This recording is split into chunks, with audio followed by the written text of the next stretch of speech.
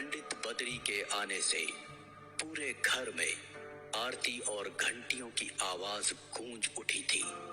सभी लोग पूजा के वक्त हॉल में इकट्ठा हुए बातें कर ही रहे थे कि तभी डरी और सहमी हुई रमा देवी अपना बैग हाथ में लिए सीढ़ियों से नीचे दौड़ी चली आई।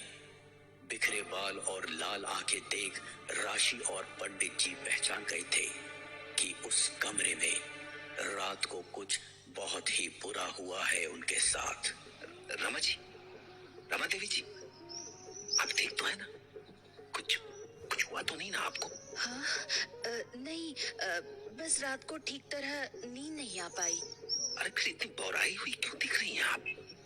सब ठीक? कहा ना मैंने आपसे कि कुछ नहीं हुआ है। कुछ नहीं हुआ मुझे। रूम नंबर 3 के बिस्तर पर ठीक से नींद नहीं आई क्योंकि मुझे अपने पुराने कमरे की आदत जो लगी है, और वैसे भी मैं वापस अपने पुराने कमरे में शिफ्ट होना चाहती हूँ। हाँ रमा जी, कोई दिक्कत की बात नहीं है, आप बस अपना ख्याल रखिए। ये लीजिए पूजा का प्रसाद। मुझे कुछ नहीं चाहिए, मैं अपने कमरे में जा रही हूँ। चलिए आप गुस्सा थूक दीजिए, पर देखिए अब आप नीचे आई गई हैं तो नाश्ता करके ऊपर जाइए। कहा ना मैंने कि मुझे कुछ नहीं चाहिए, मुझे अकेला छोड़ दीजिए। धन्यवाद। अरे सुनो राशि बेटा। जी जी पंडित जी। अरे तुम्हें रमा जी का बर्ताव कुछ अलग सा महसूस नहीं हुआ? जी आप सही कह रहे हैं, कुछ तो गलत हुआ है कल रात उनके साथ जो वो हमें बता नहीं रही हैं। पर ऐसा क्या हो सकता है? हमको तो इस बात का डर है कि कोई चिंता की बात ना हो। पंडित जी एक बात बोलूं, जब भी कोई रूम नंबर 3 में रात गुजार कर आता है उसकी हालत ऐसी ही हो जाती है। वही गुस्सा, वही बिखरे बाल। आखिर ऐसा है क्या उस कमरे में? क्या? तो हमको पहले से सब क्यों नहीं बताया? कुछ कुछ हुआ था क्या उस कमरे में?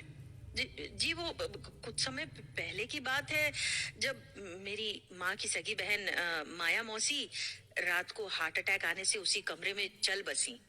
किसी को सुबह तक उनकी मौत का पता भी नहीं चल पाया।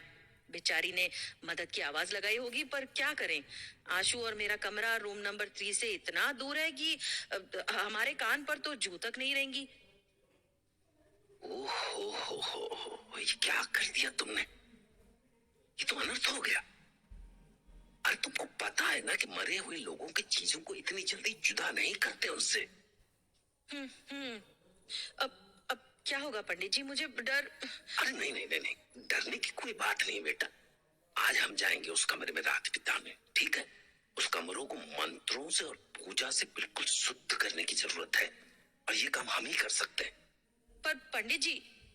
अरे बेटा डरो नहीं, बस आज रात की पूजा की सामग्री तैयार करो। आज तो हम कुछ भी करके उस कमरे को शुद्ध करके लौटेंगे।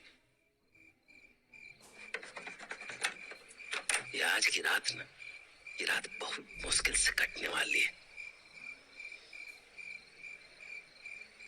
अरे राशि बेटा जरा इधर आओ, ये पूजा की सामग्री सजाने में मदद करो हमारी थोड़ी। जी आई। तो सब तैयार है।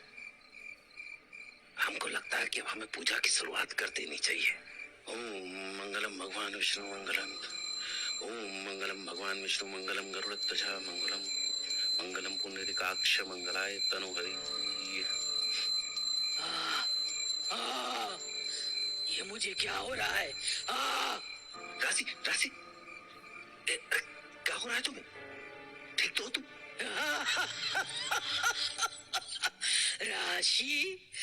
राशि तो गई। मैं माया हूँ, माया। आप ये कैसे संभव है? मुमकिन? ये कमरा मेरा है और ये घर भी मेरा। सुन पंडित, उस राशि और आशु को ले और निकल जा मेरे घर से, वरना। कैसी बातें कर रही हैं आप? आप मर चुकी हैं और ये सब आपकी बहन के बच्चे हैं। इनका पूरा हक बनता है इस घर पे। हक? कैसा हक? मेरे कातिल को कोई हक नहीं बनता मेरे किसी सामान पर। कातिल? क्या? बुलाओ उस आशु को। आंसू? आंसू ने क्या किया? क्या किया? मेरी मौत का इकलौता जिम्मेदार है वो। अरे आंसू, कहाँ हो तुम? इधर आओ। जी पंडित जी। राशि, राशि तुम्हारे बाल क्यों बिखरे हैं? तुम ऐसे कैसे? खून, यही है मेरी मौत का जिम्मेदार। खूनी? राशि, कौन सा खून? ये कैसी बातें कर रही हो तुम? राशि नहीं, तुम्हारी माया मौसी हूँ मैं। क्या? माया मौसी? नहीं, ये नहीं हो सकता। ये कैसे? अरे बच्चे, इतना क्यों डर रहे हो? तब तो तुम्हें डर नहीं लगा जब तुमने मेरे खाने में जहर मिला के ऐसा दिखाया कि मुझे हार्ट अटैक आया है। और जब मैं रात को मदद के लिए चिल्लाती रही तो तुम गेट के बाहर खड़े मुझे मरता देखते रहे। मैं रोती रही, तुम्हें बुलाती रही। तुमने राशि को भी नींद की गोली देके सुला दिया ताकि वो तुम्हारे इस षड्यंत्र में रुकावट न बन सके। इस होटल को हथियाने के लिए आखिर क्या कुछ नहीं किया तुमने? अब तुम मरोगे मेरे हाथों। मुझे माफ कर दीजिए, माफ कर दो मुझे मौसी। मत मारिए, छोड़ दीजिए मुझे।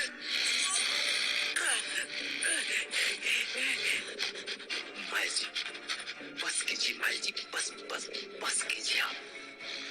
हमने पुलिस को कॉल कर दिया है। इस खूनी को जेल में हम डलवाएंगे हम। पर कृपा करके आप इस बच्ची का शरीर छोड़ दीजिए। अरे राशि बिटिया ने तो कुछ नहीं बिगाड़ा ना आपका, तो भगवान के लिए छोड़ दीजिए इसको।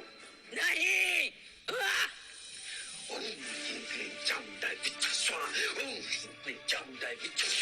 छोड़ दो इसे, छोड़ दो इसे। छोड़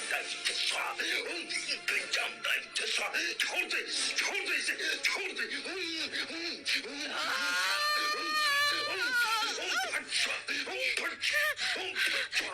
क्या हुआ मेरे साथ? आशु, तुम जमीन पर क्यों गिरे हुए हो? खून? किसने मारा तुम्हें? छोड़ो से बेटा, छोड़ो। तुम आके इधर बैठो, बैठो आराम से, शांति से बैठो। पर इसे किसने मारा? और ये पुलिस की गाड़ी की आवाज, पुलिस को किसने बुलाया? मुझे माफ कर दो राशि दीदी, मुझसे बहुत बड़ी गलती हो गई।